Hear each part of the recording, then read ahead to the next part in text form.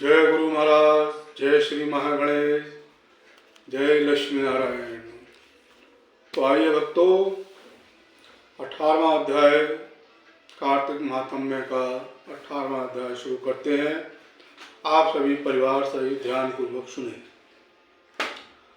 देवर्षि नारद जी ने कहा, अब रौद्र रूप महाप्रभु शंकर अपने वीर गणों के साथ नंदी पर चढ़ हंसते हुए युद्ध भूमि में आए। तब उनको आया देखकर उनके पराजित गण फिर लौट आए और सिंहनाद करते हुए आयुधों से दैत्यों पर प्रहार करने लगे। भीषण रूपधारी रुद्र को देख दैत्य भागने लगे। तब युद्ध में अपने दैत्यों को प्राण मुक्त होते देखकर जलंधर हजारों बाण छोड़ता हुआ भगवान शंकर की ओर बढ़ा। उसके शुभ निशुभ आदि वीर भी क्रोध से अपने होठों को काटते हुए भगवान शंकर की ओर दौड़े।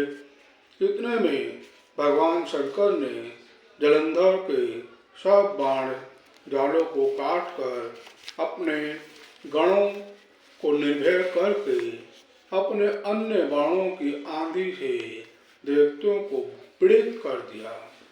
जय श्री हरि, जय जय श्री हरि। खड़ गौरमा नामक दैत्य को अपने फंस से मार डाला। बलाहक का भी सिर काट दिया। धस्मर का भी मारा गया। शिवगण चिशिखा ने प्रचंड नामक दैत्य का सिर काट डाला। किसी को शिवजी जी के बैल ने मारा और कई उनके बाणों द्वारा मारे गए। यह देखकर जलंधर अपने शुभ आदि दैत्यों को धिक्कारने लगा और भयभीतों को धैर्य देने लगा। पर किसी प्रकार भी भयग्रस्त दैत्य दोबारा युद्ध भूमि में आने को तैयार ना हुए।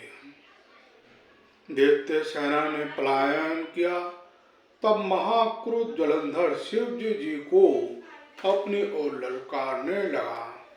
साथ ही उसने 70 बाण मारकर शिवजी जी को दंग कर दिया तथा और भी बहुत से बाणों का प्रहार किया। शिवजी जी उसके बाणों को काटते रहे, जहां तक कि उन्होंने जलंधर की ध्वजा, छत्र और धनुष को भी काट दिया। फिर 7 बाण मारकर उसके शरीर में आघात पहुंचाया। धनुष से कट जाने से जलंधर ने एक प्रचंड बाण मारकर उसकी गदा के टुकड़े टुकड़े कर दिए। तब उन्होंने समझा कि यह मुझसे अधिक बलवान है। अतः उसने गंधर्वी माया उत्पन्न कर दी। अनेक गंधर्व और अप्सराओं के गण उत्पन्न हो गए। वीणा और मृदंग आदि बाजों के साथ नृत्य और गान होने लगा। इससे अपने गणों सहित रुद्र भी मोहित हो गए। उन्होंने युद्ध बंद कर दिया। फिर तो काम मोहित जलंधर बड़ी शीघ्रता के त्रिनेत्र भगवान शंकर का रूप धारण करके वृषभ पर बैठकर पार्वती के पास जा पहुंचा।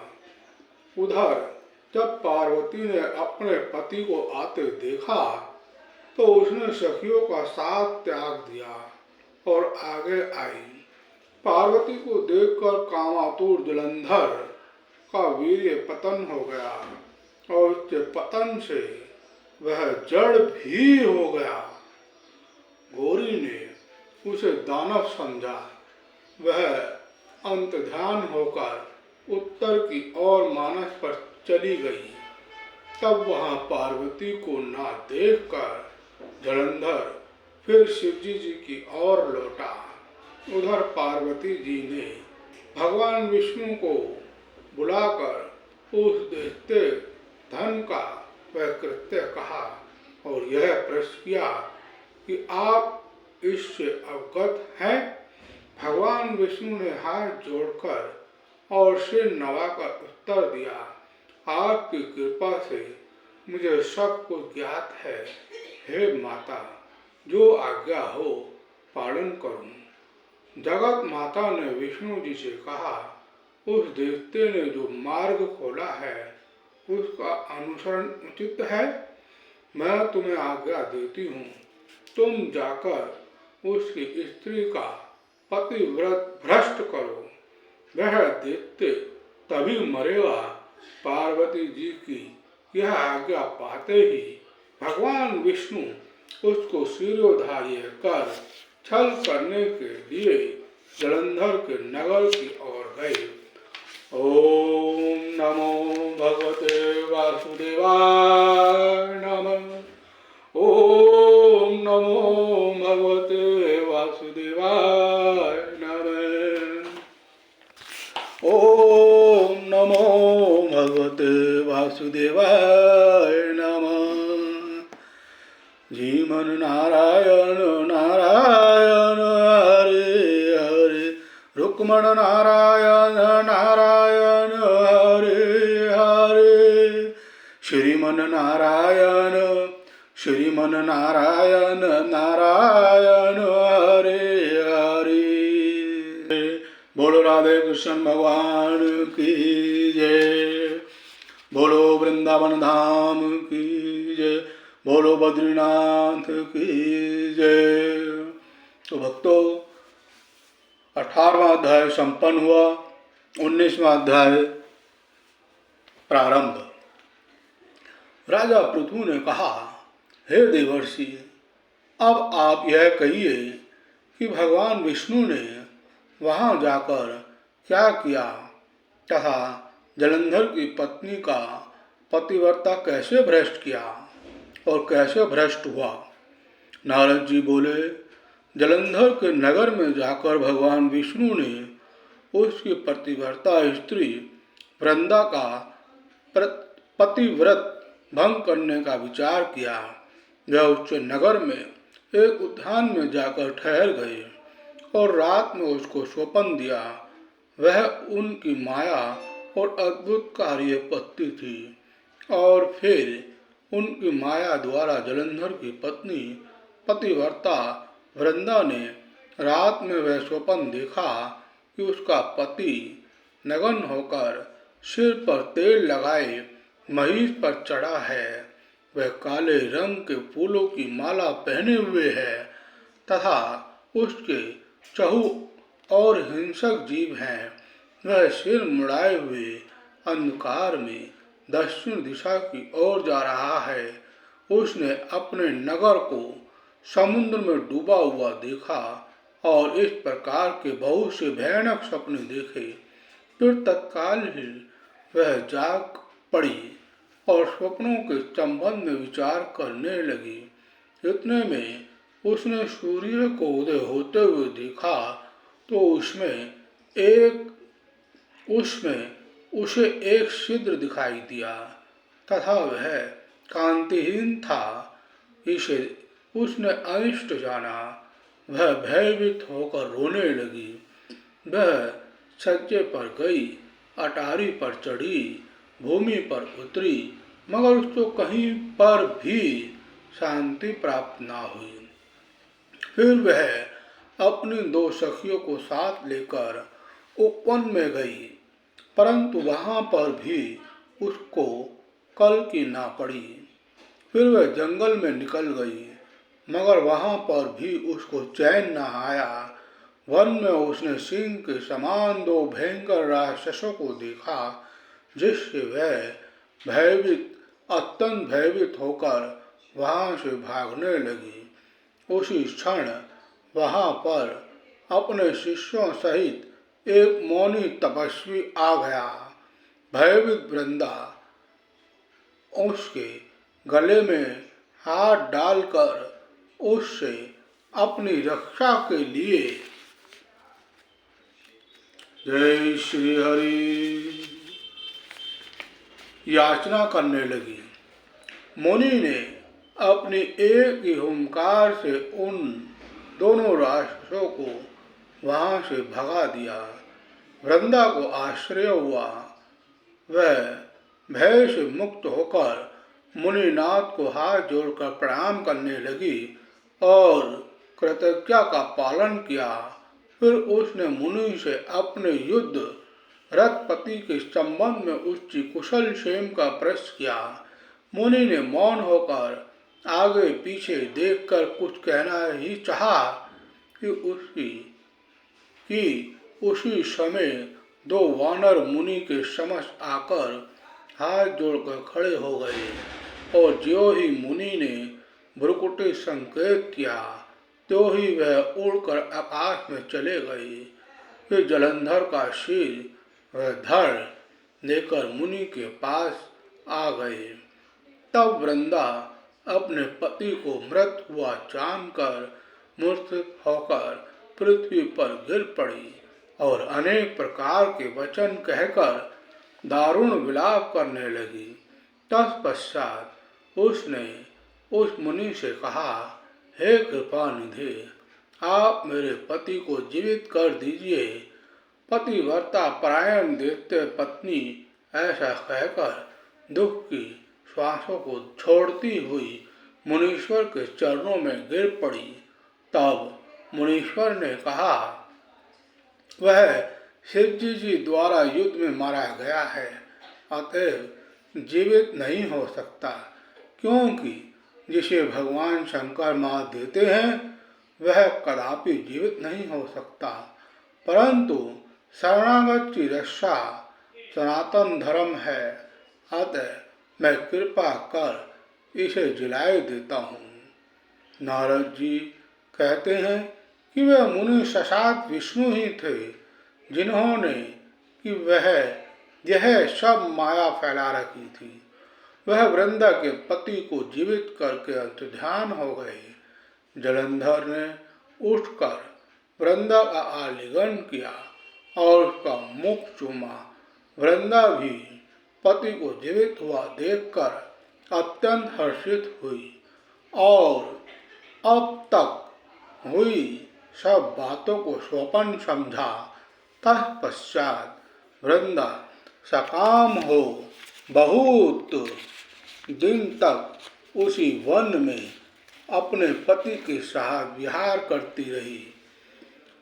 फिर एक दिन उसने सूरत एवं संभोग काल के अंत में भगवान विष्णु को पहचान लिया। अतः उन्हें ताड़ित करती हुई बोली, हे पराई स्त्री से गमन करने वाले विष्णु, तुम्हारे शील को धिक्कार है। मैंने जान लिया है कि वह मायावी तपस्वी तुम ही थे। हे राजन, ऐसा कहकर परम क्रोध हो पतिव्रता वृंदा ने अपने तेज को प्रकट करते हुए शाप दिया, जय श्री हरि, जो तुमने अपनी माया से दो राक्षस मुझे दिखाए थे, वही दोनों राक्षस किसी समय तुम्हारी भी स्त्री का हरण करेंगे और उसके विरह में दुखी होकर तुम वानरों की सहायता से वन में भ्रमण करोगे और यह सर्वेश्वर जो इस समय तुम्हारा शिष्य बना है, यह वहां तुम्हारा साथी रहेगा। ऐसा कहकर पतिव्रता वृंदा भगवान विष्णु के लाख मना करने पर भी अग्नि में प्रवेश कर गई। ब्रह्मा आदि देवता आकाश से उसका प्रवेश देखते रहे। वृंदा के शरीर का तेज भी पार्वती जी के शरीर में चला गया। पार्वती जी के शरीर में चला गया और आकाश से जय जय शब्द होने लगा। पतिव्रत धर्म के प्रभाव से वृंदा ने मुक्ति प्राप्त की। जय श्री हरि। बोलो वृंदावन धाम की जय। बोलो बिहारी लाल की जय। बोलो गोकुल धाम की जय। जय जय श्री राधे। श्रीमन नारायण नारायण हरे हरे। रुक्मण नारायण नारायण हरे हरे। श्रीमन नारायण नारायण हरे हरे। श्रीमन नारायण नारायण हरे हरे। मन नारायण नारायण हरे हरे। तो भक्तों, 19वां अध्याय संपन्न हुआ। अब हम आपको 20वां अध्याय सुनाने जा रहे हैं। 20वां अध्याय। आप सभी इसी प्रकार भगवान में ध्यान लगाए रखें और कथा का आनंद लें। जय श्री हरि। जय श्री राधे। 20वां अध्याय प्रारंभ। राजा पृथु ने कहा, हे देवर्षि, इसके पश्चात युद्ध में क्या हुआ तथा वह दैत्य कैसे मारा गया? कृपा कर अब उस अद्भुत कथा को मुझे कहिए। देवर्षि नारद जी बोले, जब गिरिजा वहां से अदृश्य हो गई और गंधर्वी माया भी विलीन हो गई, तब भगवान भरद्वाज चैतन्य हो गए। उन्होंने लौकिकता व्यक्त करते हुए बड़ा क्रोध किया। फिर भगवान शंकर जलंधर से युद्ध करते हुए जलंधर शंकर के बाणों को काटने में लगा रहा, परंतु जब काट न सका तो उसने माया की पार्वती बनाकर अपने रथ पर बांध ली, जो शुभ निशुभ द्वारा विद्यमान थी और विलाप कर रही थी। तब अपनी प्रिय पार्वती को इस प्रकार कष्ट में पड़ा देखकर लौकिक लीला दिखाते हुए भगवान शंकर प्राकृत जनों की तरह व्याकुल हो गए और उन्होंने अग्नि पुंज की तरह भयंकर रौद्र रूप धारण कर लिया। अब उनके रौद्र रूप को देखकर कोई भी दैत्य उनके सामने खड़ा होने में समर्थ न हो सका और सब भागने छिपने लगे। यहाँ तक कि शुभ निशुभ भी युद्ध में स्थिर होने को समर्थ न हो सके। जलंधर की सारी माया क्षण मात्र में नष्ट हो गई। संग्राम में चारों ओर हाहाकार होने लगा। शिव जी ने उन भागते हुए शुभ और निशुभ को शाप देकर बड़ी धिक्कार दी और उनसे कहा, तुम दोनों बड़े दुष्ट हो, तुमने मेरा बड़ा अपराध किया है। तुम पार्वती को मारते थे और अब युद्ध से भागते को मारना पाप है। इससे अब मैं तो तुम्हें नहीं मारूंगा, परंतु गौरी तुम्हें अवश्य मारेगी। जय श्री हरि। शिवजी जी के ऐसा कहने पर समुद्र पुत्र जलंधर क्रोध में अग्नि के समान प्रज्वलित हो उठा। उसने शिवजी जी पर घोर बाण वर्षा कर पृथ्वी पर अंधकार कर दिया। तब उस दैत्य की ऐसी चेष्टा देखकर भगवान शंकर बड़े ही क्रोधित हुए तथा उन्होंने अपने चरण गुप्त से बनाए हुए सुदर्शन चक्र को चलाकर उसका सिर काट दिया। एक प्रचंड शब्द के साथ उसका सिर पृथ्वी पर गिर पड़ा और महान हाहाकार होने लगा। अंजन पर्वत के समान उसके शरीर के 2 खंड हो गए। उसके रुधिर से संग्राम भूमि व्याप्त हो गई। सारी पृथ्वी विह्वल हो गई। शिव आज्ञा से उसका रक्त मांस महागौरव में जाकर रक्त का कुंड हो गया। उसके शरीर का तेज निकलकर शंकर जी के शरीर में वैसे ही प्रवेश कर गया जैसे कि वृंदा का तेज गौरी जी के शरीर में प्रविष्ट हुआ था। जलंधर को मरा हुआ देखकर देवता, गंधर्व और सब प्रसन्न हो गए। श्रीमन नारायण नारायण हरे हरे, रुक्मण नारायण नारायण हरे हरे, श्रीमन नारायण नारायण हरे हरे, नारायण नारायण हरे हरे। बोलो वृंदावन धाम की जय, बोलो राधे कृष्ण भगवान की जय, बोलो गोविंद गोपाल की जय, बोलो गोकुल धाम की जय, बोलो बद्री धाम की जय। तो भक्तों, 20वां अध्याय संपन्न हुआ। आपके परिवार में श्री हरि माँ लक्ष्मी के साथ आप पर आशीर्वाद सदा बना रहे। आपके परिवार में सदा सुख शांति सदा बनी रही। जय जय श्री राधे।